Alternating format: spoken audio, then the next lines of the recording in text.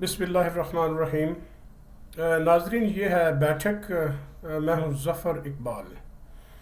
آج کل پاکستان میں جو حالات ہو رہے ہیں، اور بالخصوص اس پہ جو جلتی پر تیل کا کام کرتی ہیں چیزیں، جن پر بڑی سخت تشویش اور تکلیف ہوتی ہے، وہ اس طرح کے واقعات ہیں جو کہ مبینہ طور پر سانگڑ کے علاقہ سندھ میں ایک اونٹنی یا اونٹ کو مار دیا، اس کے ٹانگ کاٹ دی گئی، چاپ کر دیا گیا اس کو، اور ٹانگ کو چاپ کر کے تو اس کی وجہ کیا تھی کہ جی وہ کسی دوسرے کی اونٹنی تھی، اور کسی اور کی زمینوں پر جا کے وہ جو چارہ جو تھا وہ کھا رہی تھی، فوڈر کھا رہی تھی۔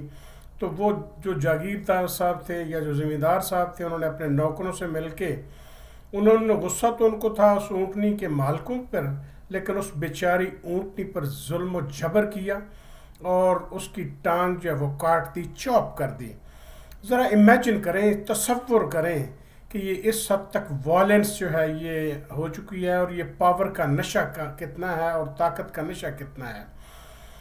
یہ لوگ جاہل ہیں، یہ لوگ جانتے بوجھتے ہوئے کچھ کرتے ہیں۔ یہ بڑی عجیب بات ہے کہ اس لیول پر ظلم اور کیا جائے۔ پہلے یہ بات پاکستان میں تو پہلے کوئی کمی نہیں ہے اس طرح کی، جتنے بھی ڈیولپنگ ورلڈز ہیں، کہ جو وائلنس ہے وہ دن بدن بڑھتی جا رہی ہے۔ کبھی کسی صورت کی وائلنس ہے، کبھی کسی قسم کی وائلنس ہے۔ اس کے اوپر میں ایک ویلاگ کروں گا انشاءاللہ۔ لیکن آج یہ اونٹنی والے واقعے پہ بڑی سخت تکلیف ہوئی ہے، اور پوری دنیا میں جو بھی اہل عقل ہیں، جو رتی برابر بھی احساس رکھتے ہیں، ان کو یہ بڑی تکلیف ہوئی ہے۔ اور بالخصوص اس معاشرے میں جو خود کو مسلمان معاشرہ کہتا ہے، اور وہ خود کو جو جاگیردار صاحب یا ان کے نوکر شاید اہل اسلام میں شمار کرتے ہوں، شاید وہ یہ چیز بھول گئے ہیں کہ ایک دن موت کا مقرر ہے ہر جاندار چیز کے لیے، اور وہ جاندار چیزیں جو ہیں اس میں حساب صرف روز محشر آپ کا نہیں ہونا ہے حضور، یہ جانوروں تک کا حساب ہونا ہے۔ اور اس دن ایک جو بکرا ہے یا چھترا ہے، جو کہہ لیں، جو جس کے سینگ ہیں، وہ بھی اس روز محشر اللہ کے حضور پیش ہوگا، اور دوسرا ایک اپیل کرنے والا ہوگا کہ جی میرے سینگ نہیں ہیں، لیکن اس میں جس کے سینگ ہیں اس نے مجھے مارا ہے، مجھے نقصان کیا ہے۔ تو اللہ تعالیٰ اس کو بھی انصاف فراہم کریں گے۔ تو انصاف جو ہے وہ تو انسانوں کے علاوہ جانوروں کو بھی ملے گا۔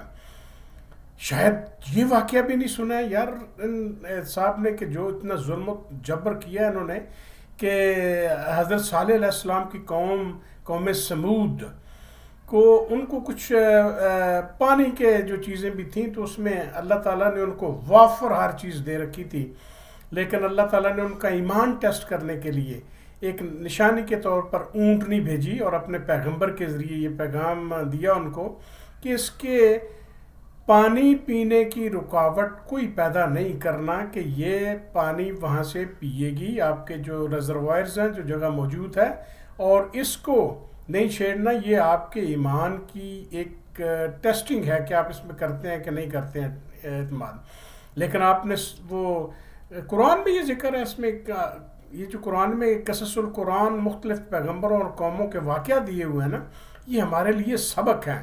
لیکن یہ بد نصیب، یہ بے حس لوگ جنہوں نے اس طرح کے ظلم کرتے ہیں جانوروں کے اوپر بھی، اور ان کو شاید یہ بالکل، میں نہیں سمجھتا کہ جانتے بوجھتے انہوں نے کیا ہے، ان کو اندازہ ہی نہیں کہ کتنا بڑا ظلم اور جبر کیا انہوں نے۔ اپنے اللہ سے توبہ کرنے کی ضرورت ہے ان کو۔